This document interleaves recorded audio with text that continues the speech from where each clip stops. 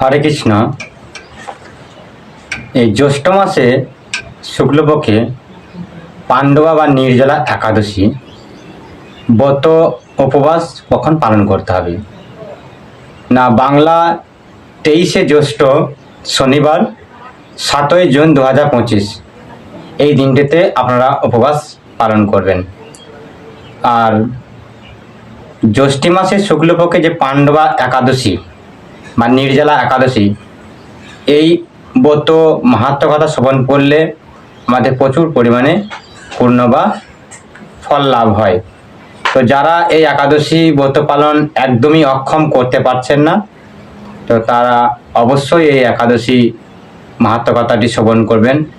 আমি এখন এই পাণ্ডবা বা নির্জলা একাদশী ব্রত মাহাত্ম্য কথা আমি আপনাদের কাছে বলছি, আপনারা কৃপা করে শ্রবণ করুন। তো এই একাদশী ব্রত পালন যারা করবেন তারা আগের দিন অবশ্যই নিরামিষ ভোজি বা আপনারা নিরামিষ খাবেন, কোনো মতে আমিষ আহার গ্রহণ করবেন না।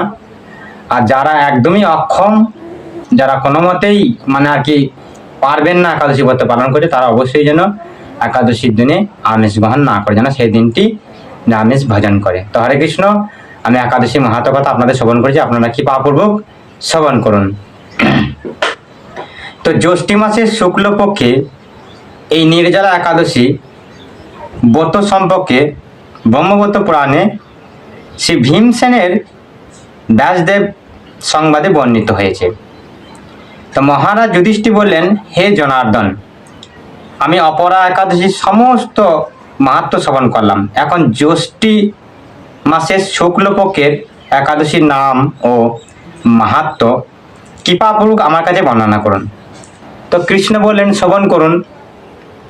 তো এই কৃষ্ণ বলতে শুরু করলেন যে এই একাদশীর কথা মহর্ষি ব্যাসদেব বর্ণনা করবেন, কেননা তিনি সর্বশাস্ত্রের অর্থ ও তথ্য পূর্ণরূপে জানেন। রাজা যুধিষ্ঠির ব্যাসদেবকে বললেন, হে মহর্ষি দ্বৈপায়ন, আমি মানুষের অলৌকিক ধর্ম ও জ্ঞানকাণ্ড বিষয়ে অনেক শ্রবণ করেছি, আপনি যথাভাবে ভক্তি বিষয়ে নিয়ে কিছু ধর্মকথা এখন আমায় বর্ণনা করুন।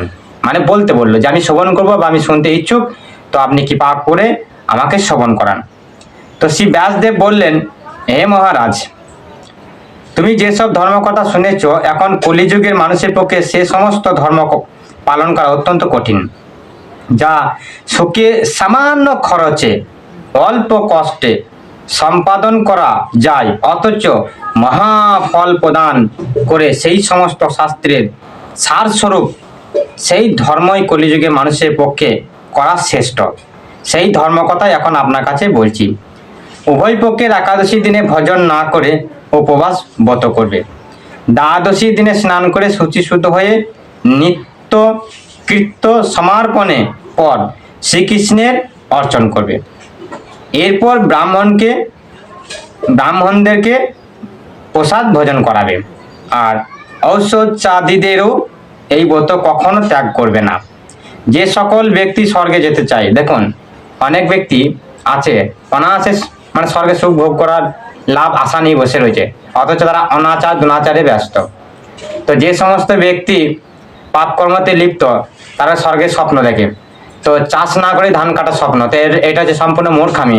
চাষ না করে ধান কাটার স্বপ্ন দেখাটা যেমনি মূর্খামি, তেমনি অধগ্রামী বা পথভ্রষ্ট বা পাপাচার অনাচারে লিপ্ত হয়ে আমরা স্বর্গের স্বপ্ন দেখি।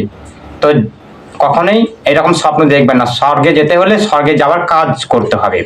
তা স্বর্গে যাওয়ার কাজকর্ম কি, এখানে বলছে দেখুন, যে সকল ব্যক্তি স্বর্গে যেতে চায় তাদের সারা জীবন এই ব্রত পালন করা উচিত। পাপকর্মে রত ও ধর্মহীন ব্যক্তিরা যদি এই একাদশী দিনে ভজন না করে, তবে তারা যম যাতনা থেকে রক্ষা পায়। তো শ্রী ব্যাসদেবের এসব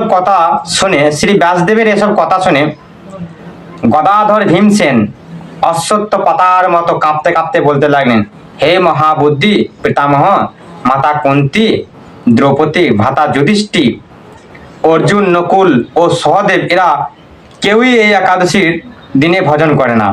আমাকেও অন্ন গ্রহণ করতে নিষেধ করে, কিন্তু দুঃখ সহ ক্ষুধা যন্ত্রণার জন্য আমি উপবাস করতে পারি না।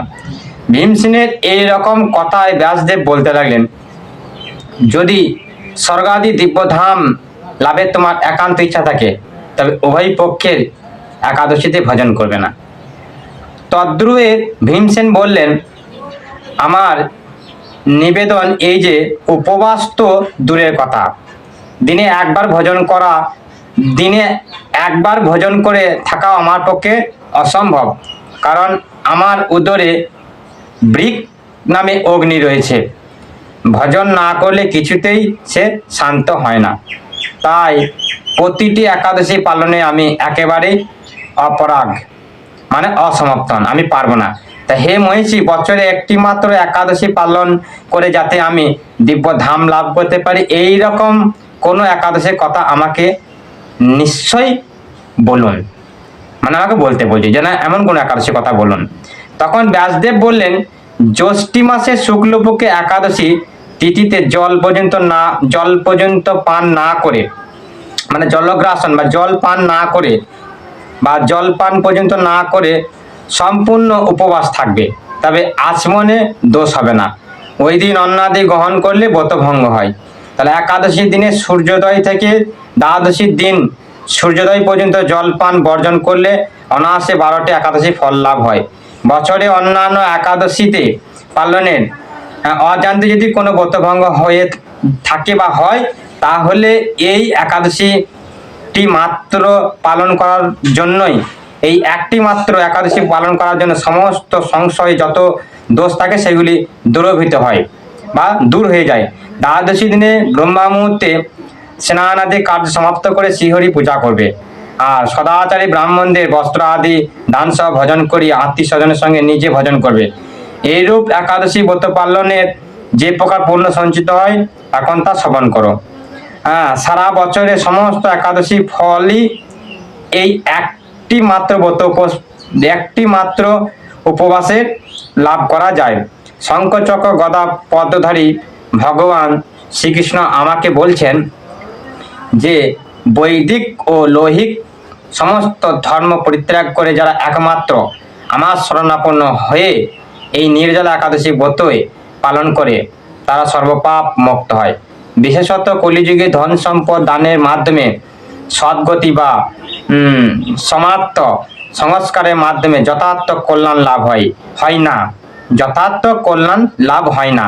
কলিযুগে দ্রব্যসূচিত নেই, কলিতে শাস্ত্র সংস্কার বিশুদ্ধ হয় না, তাই বৈদিক ধর্ম কখনো সুসম্পদ হতে পারে না। তা হে ভীমসেন, তোমাকে বহু কথা বলবার আর প্রয়োজন কি? তুমি উভয় পক্ষের একাদশী ভোজন করবে না। যদি তাতে অসমর্থন হও, তবে জ্যৈষ্ঠ মাসে শুক্লপক্ষের একাদশীতে অবশ্যই নির্জলা উপবাস করবে। এই একাদশী ব্রতে ধনবান এবং পুণ্যদায়িনী যমদূতগণ এই ব্রত পালনকারীকে মৃত্যুর পর স্পর্শ করতে পারে না। পক্ষান্তরে বিষ্ণুদূত তাকে বিষ্ণু লোকে নিয়ে যাওয়ার জন্য আসে। তো ভীমসেন ওই দিন থেকে নির্জলা একাদশী পালন করতে থাকায় এই একাদশী পাণ্ডবা বা নির্জলা ভীমসেন একাদশী নামে প্রসিদ্ধ হয়েছে। এই নির্জলা একাদশীতে পবিত্র তীর্থস্থান, দান, জপ, কীর্তন ইত্যাদি যা কিছু মানুষ করে তা অক্ষয় হয়ে যায়। যে ব্যক্তি ভক্তি সহকারে এই একাদশী মাহাত্ম্য পাঠ করে বা শ্রবণ করে, তিনি বৈকুণ্ঠ লাভ করে। হরে কৃষ্ণ। এই হচ্ছে একাদশী, নির্জলা একাদশী মাহাত্ম্য ব্রত কথা। আপনারা অবশ্যই একাদশী ব্রত পালন করুন।